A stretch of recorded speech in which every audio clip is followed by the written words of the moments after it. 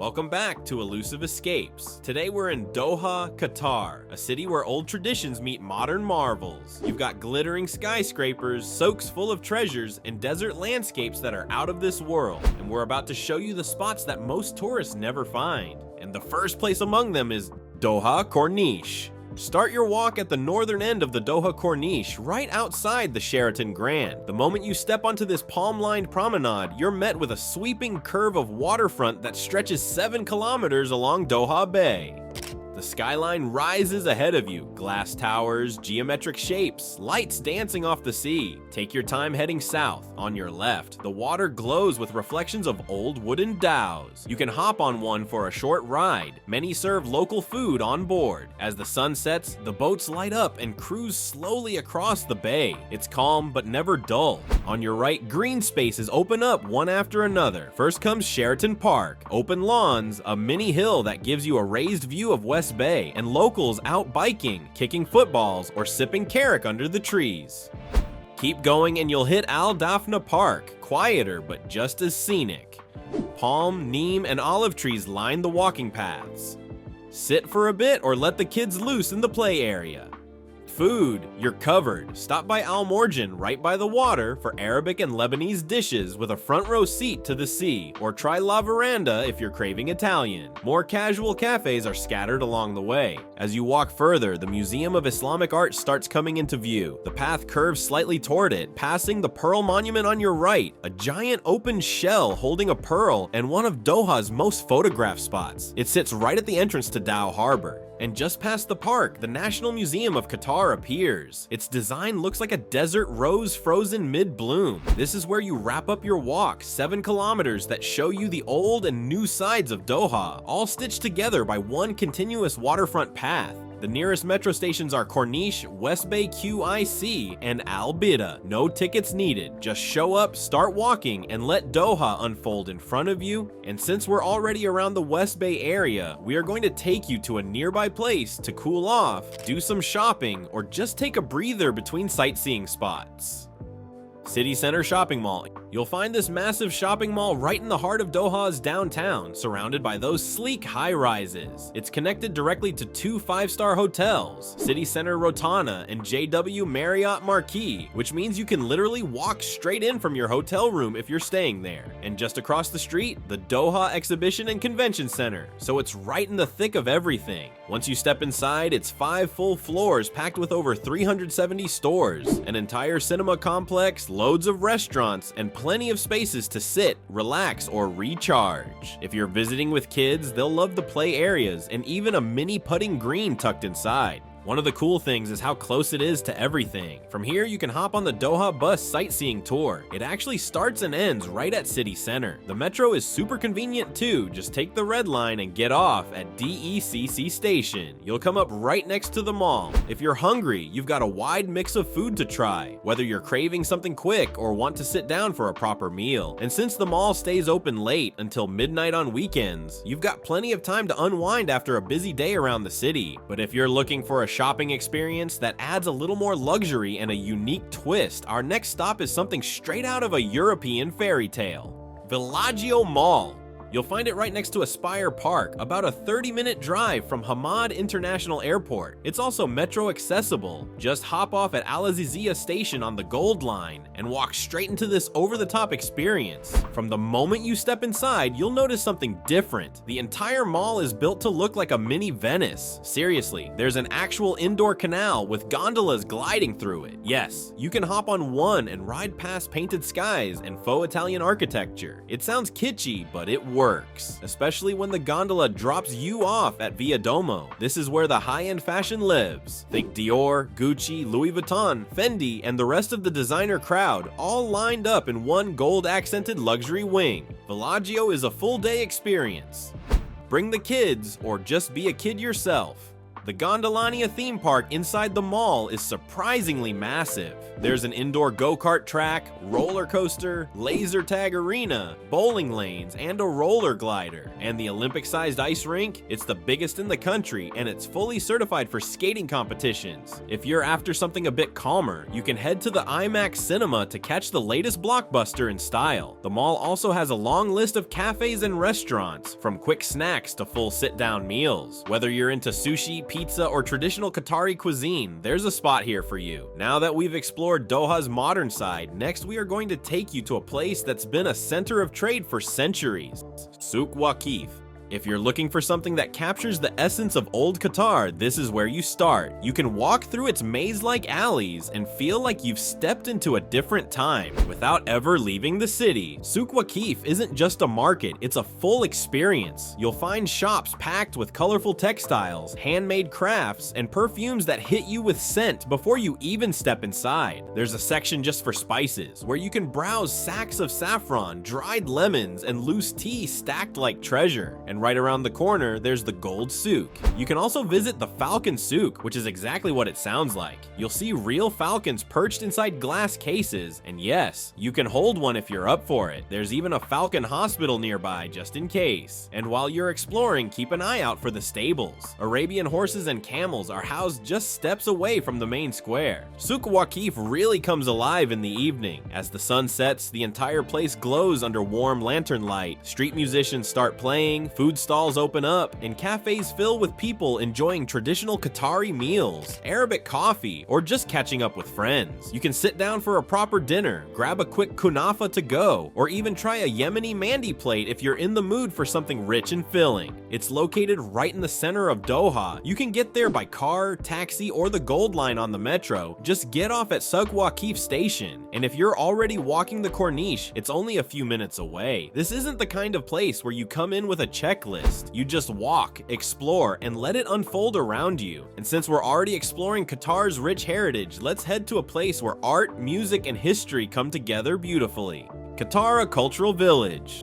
If you're looking for a place in Doha that blends art, history, architecture, food, and nature all in one location, Katara Cultural Village needs to be on your list. You'll find it right between the Pearl and West Bay, tucked between two lush green hills and stretching out toward the sea. What makes Katara different from your usual tourist spot is how much it packs into one area. It's not just a quick stop, it's a full cultural experience. Start with the Katara Mosque. This place isn't massive, but the detailing will stop you in your tracks. You'll see Persian and Turkish style mosaics in deep blues and golds, intricate arches, and a minaret that catches the light just right. Just beside it, look out for the pigeon towers, those tall clay-colored structures covered in little holes. They're traditional shelters for pigeons, and they make for great photos. Just a few steps away, you'll find the Gold Mosque. It's smaller than the main mosque, but the entire exterior is covered in golden tiles. When the sun hits it, it glows. From there, the amphitheater is hard to miss. Think open-air stone steps, classical Greco-Islamic design, and a full view of the water on one side. It's used for events, but even when empty, it's impressive.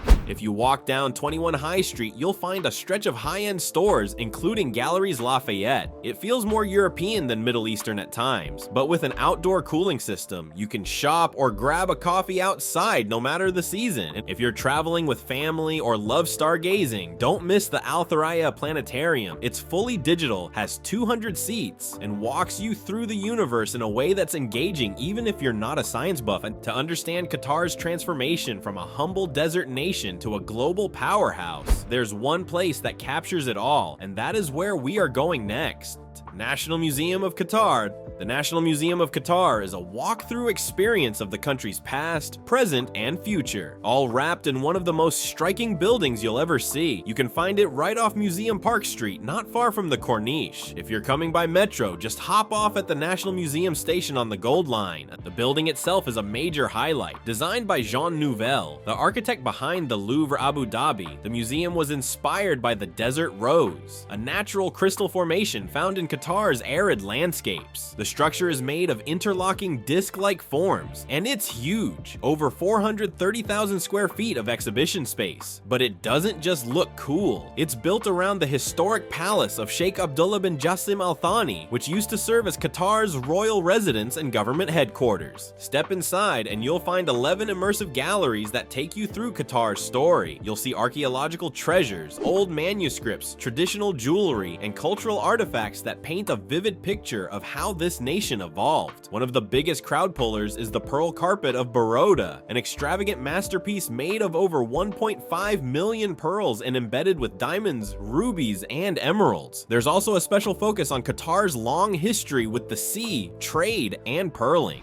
What really stands out about this museum is how interactive it is. You don't just look at displays, you hear stories, feel the atmosphere, and even catch scents that evoke different time periods. The exhibits use film, sound, and light in a way that keeps things interesting without overwhelming you. It feels less like reading plaques and more like stepping into the scenes. Tickets are affordable. Residents and kids under 16 get in free. Students visiting from abroad get a discount too. If you hold a one pass, you can enter for free. After soaking in so much history and culture, next we are going to unwind in one of the greenest escapes in the city, Doha Golf Club.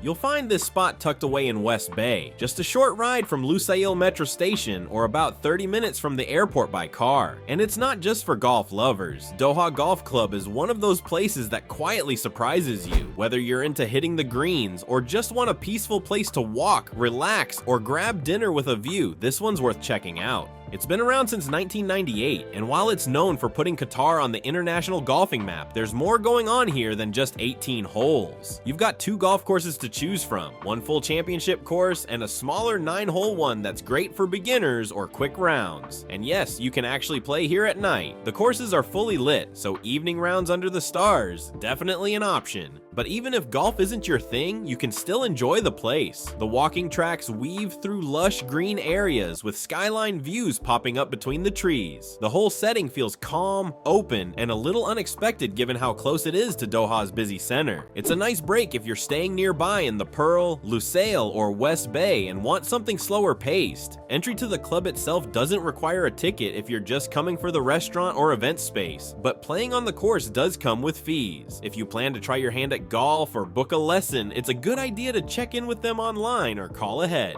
Alright, moving on, we are going to take you to a place where art, history, and breathtaking architecture merge into one unforgettable experience. Museum of Islamic Art.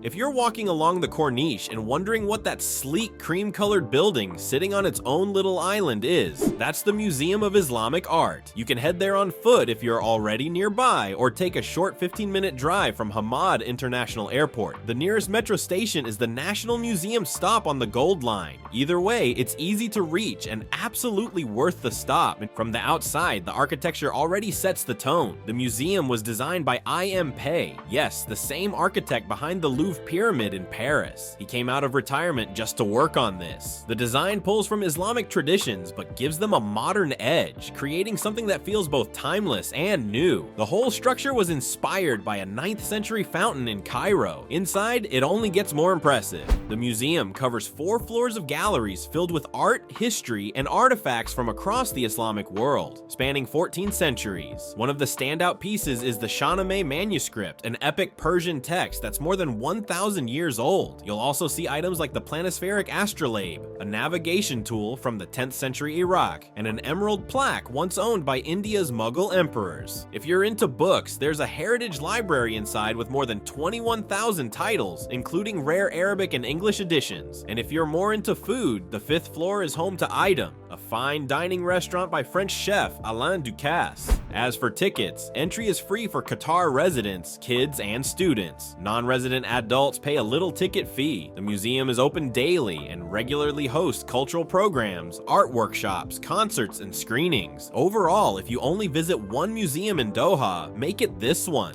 If all this exploring has left you craving a moment of calm, we've got just the place. A peaceful oasis designed for relaxation and fresh air. Oxygen Park. You'll find it tucked inside Education City in the Arabian area, just a short drive from central Doha and easy to reach by car or taxi. If you're using the metro, the Qatar National Library station on the Green Line is your closest stop. This park was designed to act like a literal green lung for the city, a cool, clean pocket of oxygen and calm built into the urban sprawl. At over 130,000 square meters, there's more than enough room to spread out and make the most of the outdoors. Whether you're coming for an early morning jog or just want a relaxing walk after sunset, the park stays open till late, and the cooler evening breeze makes it especially nice after dark. There are designated jogging paths, shaded walking tracks, volleyball courts, and open multi-sport fields. If you're into fitness, this place gives you a reason to leave the treadmill behind. But it's not only for exercise. There are wide garden areas and picnic zones where you can relax with family or catch up with friends in the open air. The way the park is laid out also makes a difference. The elevation changes, and walking paths are designed to naturally funnel airflow, which keeps the area cooler than most other outdoor spots in the city. Plus, there are air-conditioned tunnels and shaded paths to give you breaks from the sun if you're visiting during the warmer hours. And if you're bringing kids, they'll find plenty to do too. There are small waterfalls, open lawns to run around, and built-in play spaces that keep them active and entertained. Oxygen Park is free to enter and perfect for all age groups. You can walk it, run it, or just lay back on the grass and breathe a little deeper. Exactly what it's built for. And before we end up our Doha journey, there's no better way to end the trip than with a meal that brings people together. Authentic Yemeni cuisine in the heart of Souq Waqif,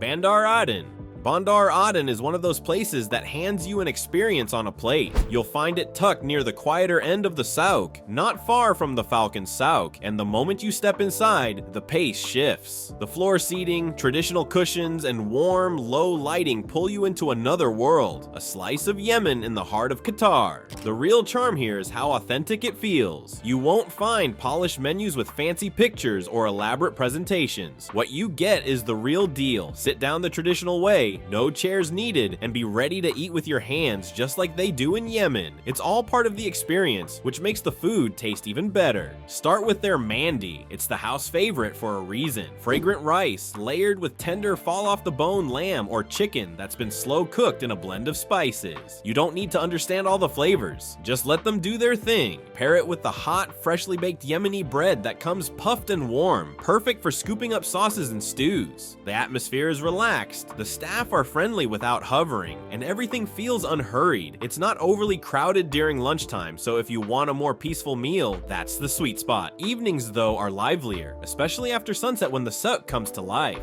Bandar Aden is open every day, and it usually runs from morning until late at night, with a short break on Fridays before lunch. It's easy to reach by taxi, and once you're inside Souq Waqif, it's walkable from any direction. Just ask anyone for the Yemeni restaurant near the Camel area. They'll know exactly where to point you. And that were our top 10 must-see and hidden spots in Doha. Now, if you've visited Doha before, let us know. What was your favorite spot? Drop a comment, hit like, and don't forget to subscribe for more such travel adventures. Until next time, happy exploring!